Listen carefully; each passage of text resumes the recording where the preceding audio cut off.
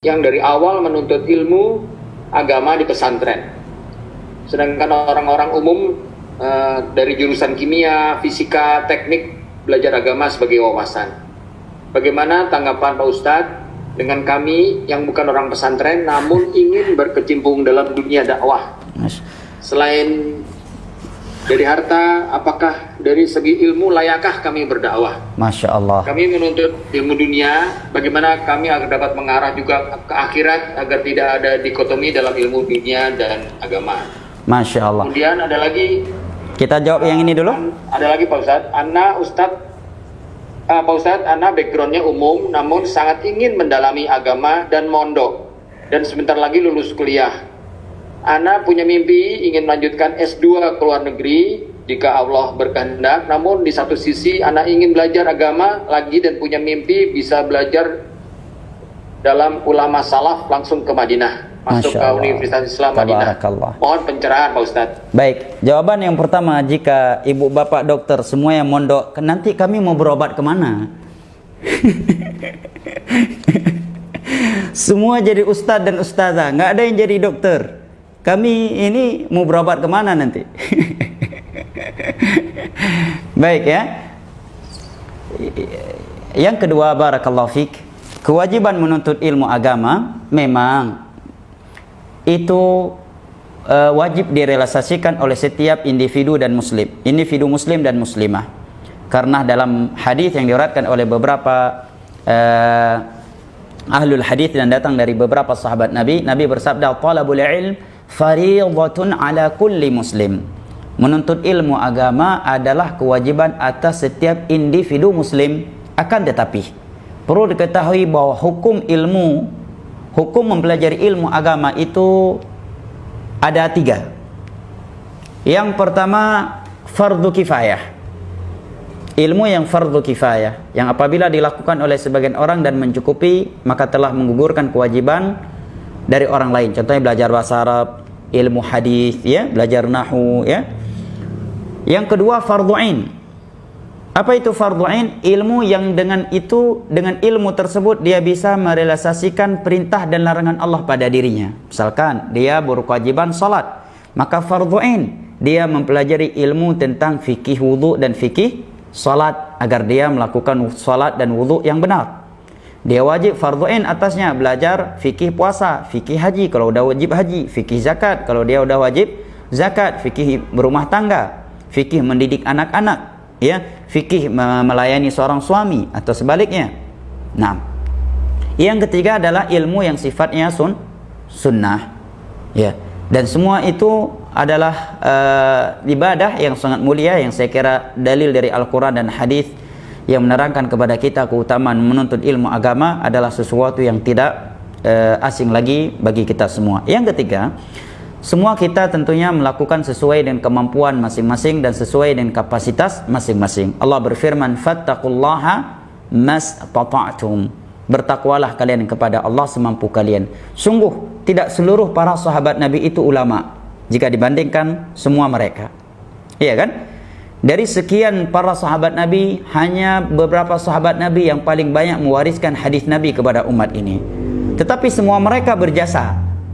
Semua mereka berjuang untuk Islam. Kalau kita buka para sahabat Nabi, sirah para sahabat Nabi, di antara ulama ada yang menulis, "Kun sahabiyan." Jadilah engkau salah satu dari sahabat Nabi. Baik sahabat Nabi yang membela Islam dengan ilmunya, sahabat Nabi yang membela Islam dengan amalannya, sahabat Nabi yang membela Islam dengan hartanya, ya. Jadilah salah satu di antara mereka. Ya, kalau nggak bisa seperti Abu Hurairah, ya jadi seperti Abdurrahman bin Auf, jadi seperti Abu Talhah, ya kan? Ya. Banyak, ya. Sebagai contoh, misalkan dia punya kelebihan harta, dia mencari anak-anak yang tidak mampu menuntut ilmu agama, dia lihat ada kecerdasan yang luar biasa yang diharapkan kalau saya sekolahkan, insya Allah mudah dia hafiz Al-Quran, dia akan menjadi ustadz, akan jadi dai, akan jadi ulama. Masya Allah, dia akan mendapatkan pahala jariah. Selama itu anak menuntut ilmu agama, sebab uang yang dia bantu itu anak bisa belajar dan mengajar, beribadah kepada Allah. Seluruh ibadah yang ia kerjakan sebab bantuan dia, pahalanya akan mengalir kepadanya tanpa mengurangi pahala orang tersebut. Nah, Contoh lainnya, membangunkan masjid, satu lempengan batu yang dia berikan untuk pembangunan masjid, Allah bangunkan sebuah rumah untuknya. Maka seluruh ibadah yang dilakukan di dalam masjid tersebut, sebab bantuan dia akan mengalir pahalanya untuk dia, tanpa mengurangi pahala mereka. Banyak insya Allah pintu-pintu kebaikan yang dapat kita lakukan. Yang berikutnya, walillahilham, sekarang kita berada di zaman kemajuan teknologi. Menuntut ilmu agama, Allah telah bukakan untuk kita sarana-sarana yang luar biasa. Masya Allah, kalau kita lihat di medsos, 24 jam itu ada aja kajian yang di-live-kan. Bahkan ada sebagian pelajaran jam 2 malam kita bangun, ada pelajaran live. Ya, siaran ulang tentunya ya. Ini kan kemudahan, Masya Allah. Apalagi ini, mohon maaf nih, ibu bapak dan teman-teman para dokter yang saya lihat rata-rata memiliki EQ di atas rata-rata. Insya Allah mudah belajar bahasa Arab. Ya, bahasa Arab. Misalkan ibu bapak, teman-teman dokter punya waktu untuk belajar agama mungkin hanya seminggu sekali. Hanya seminggu sekali. Maka nasihat saya, usahakan apabila belajarnya tidak bisa setiap hari, cuma bisa seminggu sekali atau 2 minggu sekali, agar fokus belajarnya. Ya, pernah diminta nasihat kepada guru kami Syekh Abdullah Al-Mar'i yang ada di Yaman oleh seseorang yang menyatakan, ya Syekh, saya nggak bisa belajar tiap hari, nggak bisa fokus karena punya kewajiban yang lain, tidak bisa mondok. Maka saya katakan, usahakan kalau kamu belajar, belajarnya yang fokus. Ya, pelajaran-pelajaran yang berkesinambungan. Ya, seperti bahasa Arab. Insya Allah misalkan dalam seminggu sekali dia hadir tapi fokus. Insya Allah dalam sekian tahun akan memberikan perubahan yang luar biasa. Daripada cuma jiping, udah seminggu sekali jiping lagi ngajinya, ngaji kuping, itu pun ngantuk, udah ngantuk duduk paling belakang lagi. Ya. Ya, usahakan fokus, dan insya Allah ya, pelajaran agama itu pelajaran yang mudah karena agama kita ini dibangun di atas kemudahan. Yang terakhir saya ingin ingatkan agar ibu bapak, teman-teman para dokter mengikhlaskan niat sebagai dokter. Bayangkan hadis Nabi berikut ini.